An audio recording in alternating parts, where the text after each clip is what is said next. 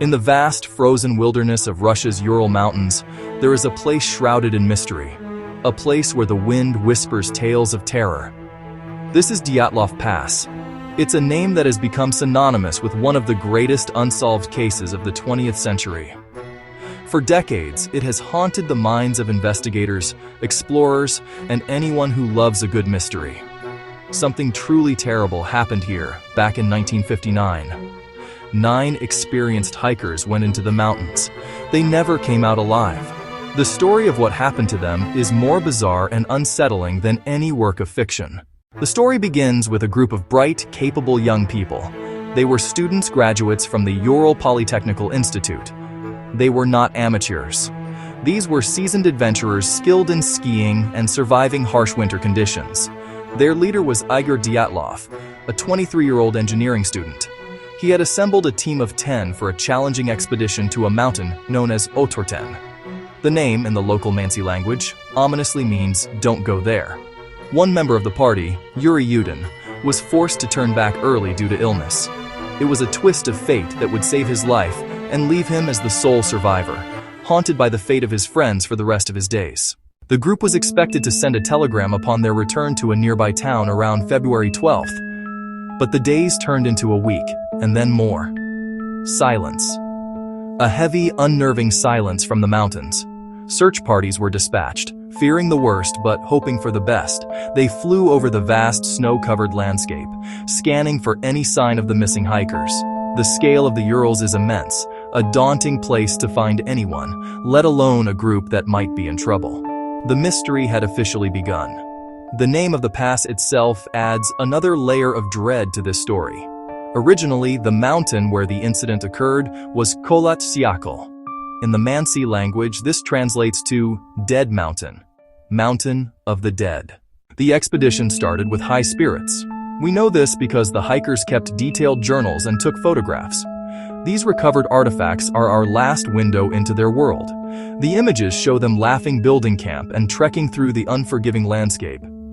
Their journal entries speak of camaraderie and the challenges of the trek. They describe the biting cold and the deep snow, with no hint of fear or distress. Everything seemed normal. They were a team of friends on the adventure of a lifetime, unaware of the horrifying fate approaching from the mountain shadows. Investigators have been baffled for years. Why would experienced hikers do this? It was a deviation from the planned route, a fatal mistake. Was it a navigational error, or were they running from something? The last entry in their group diary was made that night. It was clinical and calm, giving no hint of what came next. They were preparing for the night, settling into their tent. Photographs show them digging a platform for the tent in deep snow. It was hard work, and they were a team. They had food, a stove, and the skills to survive. In a few hours, all of that became meaningless. The mundane details of their last camp make what followed more shocking. Late on Feb 1st or early Feb 2nd, an unknown event triggered actions that defy logic. When the search party finally discovered the campsite on February 26th, the scene they found was deeply disturbing. The tent was half buried in snow and eerily abandoned, but it wasn't just empty. It had been sliced open with a knife from the inside. This was the first major clue that something was terribly wrong. Why would anyone cut their way out of their only shelter in a blizzard? It suggested they were in a desperate hurry to escape something inside the tent, or something just outside that was so terrifying they couldn't risk the normal exit. All of the group's belongings, their boots, warm clothing, supplies, gear. The first 2 bodies were found at the edge of the forest under a large cedar tree. Yuri Doroshenko, Yuri Krivonishenko. They were stripped down to their underwear. Beside them were the remains of a small fire. The cedar's branches were broken up to 15 feet, as if someone had frantically tried to climb, perhaps to get a better view of the empty tent or to escape something on the ground. 3 more bodies were found between the cedar and the camp. Igor Dyatlov, Zenaida Kolmogorova, Rustem Slobodin. They appeared to be trying to make their way back up the slope to the tent. The greatest shock came 2 months later. In May, as the snow melted, the remaining 4 hikers were found in a ravine, buried under over 10 feet of snow. Faced with this baffling set of circumstances, the Soviet investigators needed a rational explanation. The official conclusion they landed on was a compelling natural force. For many, this pointed directly to an avalanche. A slab avalanche. A cohesive block of snow breaking free strikes the tent. The cracking sound of the snow or the sheer weight on the tent could have caused the hikers to panic. They slashed their way out and fled downhill toward the tree line, away from the slide zone.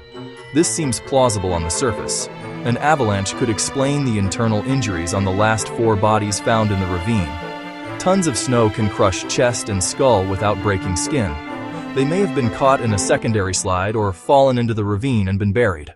When a conventional explanation fails, we must look at unconventional ones. This brings us to the shadowy world of secret military experiments. The 1950s were the height of the Cold War. The Soviet Union was testing all sorts of new and dangerous technology, often in remote, unpopulated areas like the Ural Mountains. Some researchers believe the hikers accidentally stumbled upon a secret weapons test. This could have been anything from a new type of concussive bomb, a radiological weapon. The theory suggests the hikers were either direct victims of the test or were eliminated by special forces to cover it up. A pressure-based weapon could inflict the powerful internal injuries, crushed ribs, fractured skull, without leaving any external marks. It would also explain the panicked flight from the tent. When logic and science fail to provide a complete answer, our minds naturally drift toward the fantastic. And in the remote wilderness of the Urals, that often means the Yeti, the Menk. This theory says the hikers were attacked by a large, unknown creature. Local Mansi legends speak of wildmen ape-like beings in the remote forests. The very last photo on a hiker's roll is heavily blurred, an indistinct image some interpret as a large, hairy figure behind a tree. Could this be proof? An attack could explain the terror that made them slash out of the tent. It could explain the chest injuries and the skull injuries, injuries the medical examiner said weren't human. Broken high branches in a cedar tree could show an escape attempt. The missing tongue? More than 65 years have passed since Igor Dyatlov and his friends perished on that frozen mountainside. Yet, the story continues to captivate us. It is a perfect mystery, a puzzle where every piece of evidence seems to contradict another. Every logical theory has significant flaws. Avalanches, military tests. Every time you think you have a handle on what might have happened, a strange detail. Bare feet in the snow, a missing tongue, internal injuries with no external wounds, a tent cut from the inside, rises up and shatters your conclusion. The case is a masterclass in the unknown. The fascination lies in the humanity of the story. Journals, photographs. We get to know these 9 young adventurers.